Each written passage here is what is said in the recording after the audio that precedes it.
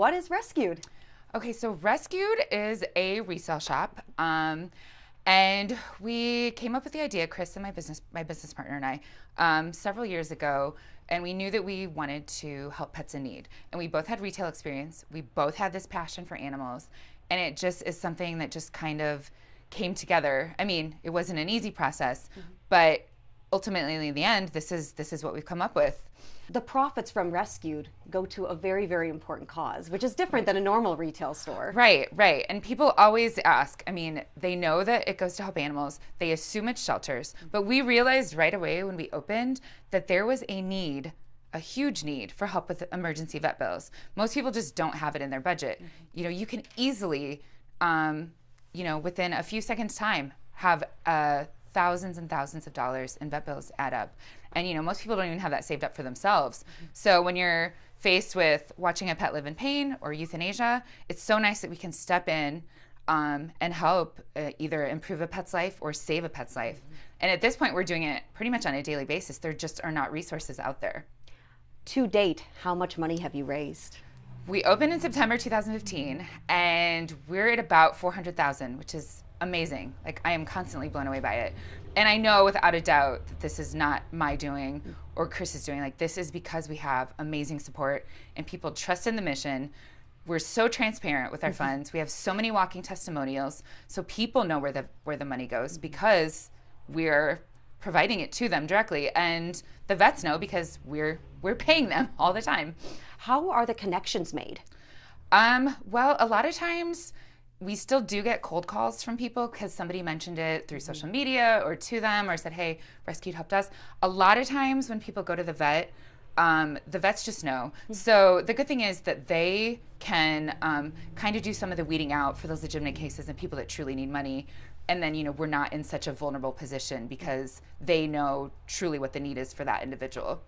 So if you give some examples of some of the procedures or things that you have paid for. Well, a typical one would be like when an animal hurts their leg, which would be like the equivalent of an ACL tear for a person. It happens a lot. One of the common surgeries for that repair is called TPLO. So that can easily run somebody $3,000 to $5,000 just for one leg. Wow.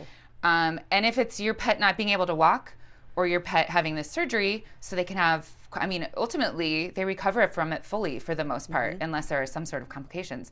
So, I mean, that's a big one. We pay for that one a lot. Pyometria is an infection of the uterus. It can happen in unfixed cats and dogs. And that's one that'll ultimately kill a pet. So over $1,000 to remove the uterus to save a pet's life. I mean, that's a huge one too. So we have paid for a lot of those. And that's, again, you know, why we encourage people to spay and neuter their pets, because ultimately that prevents a lot of health risks as well. I can only imagine the emotions that come with this business, especially when you get to meet the people and the pets firsthand that you get to help. Yeah, you know, it's quite the range. I have taken it on as a personal stress a lot of time because, you know, you just know that there's no other resources, they need you. But it's such an amazing feeling to know that almost on a daily basis, like I said, we get to save pets' lives and we get to see our work in action. So yes, it's very, very satisfying. And I love when people follow up with us because, yeah, we get to see, again, you know, what the money goes for, and it kind of helps me regroup sometimes, especially when I'm burned out. But yes.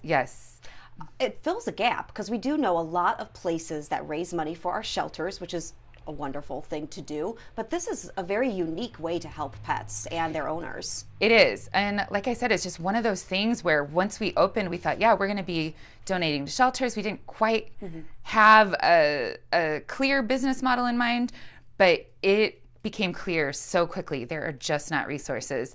I mean, you can apply for lines of credit, but if you have bad credit and you get denied, you know, that you're going to be one of those that falls through the cracks. So yeah, there's definitely a need in this community for assistance with vet bills. So $400,000 since you opened. Do you know how many people or pets you've helped? Have you guys counted up that number? You know, I used to keep tally.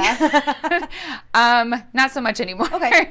Probably easier to do it for money. Yeah. But I mean, one cool thing is, you know, we know exactly how much all the time. So in 2021 alone, we donated over 120,000, which is unbelievable to me. Is that the most ever since you opened? Oh, absolutely. Yeah. Yeah. And I mean, and at the height of COVID, it's really unbelievable. But the good thing is, the support's been there more than it's ever been. But, on the flip side of that, of course, the need has too, because COVID has affected so many people's lives financially. And, because of that, your pets are usually the first thing probably to kind of get cut financially from the mix. So. Yeah. So explain how the process works here. So right now we are still unlimited hours. So Tuesday through Saturday, 10 to 4. A lot of times people want to know when they can bring donations. Right. So anytime that we're open, we typically have someone outside that can help. They can bring them into the shop. The other question we get is, what do we take? A lot of times people think we only take pet items, but really, we're selling more goods probably for people than pets in here. So people can bring items like clothing, kitchen items, kids items, books, jewelry. We do well with almost everything. And of course, pet related items as well. Because I know I've donated to you guys before, where you donate, like an old cage, or, maybe some pet items you don't need anymore, because you give those and pass those on to people as well. Yes, and we kind of work as a food pantry too. So if people have food that they can't use, for whatever reason, if they had to change their pet's diet, or a pet passed away, or they just have extra, we can give those to animal rehabbers. We can give them to, of course, people in need. So yeah, like any bedding, towels, food, litter, anything like that we can take as well. And cages, like you said. And sometimes if the cages aren't in like the best condition, I give them to the wildlife rehabbers. They use them for raccoons. So yeah, there's usually use for almost anything. Yeah. Oh, even helping nature's bandits. How nice of you. Gotta love those trash pandas. Yeah, like the trash bandits, exactly. I know you took a risk when you opened Rescued. Absolutely. What was that risk? Everything. My livelihood. The thing about it is, so that I don't stress out completely, just have always taken things with this day to day, and just hope that, okay, if we get one donation and one customer every day, we'll be fine. But ultimately, I feel like if people follow their passion, it works out. So surprisingly, up to this point, it has worked out pretty well. Like I said, there's stresses involved.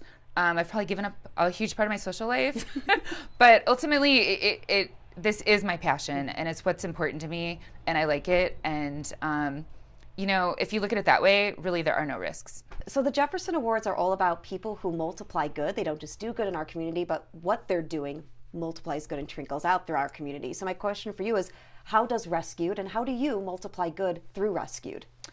Well, I think the good thing is that it really encourages people to step up and provide support as well. So for instance, like if we don't have enough funds at a given time to help an animal that needs it immediately, if I post it to social media or put the request out there, or even say something to a customer that walks in, people are willing to even add in extra monetary support.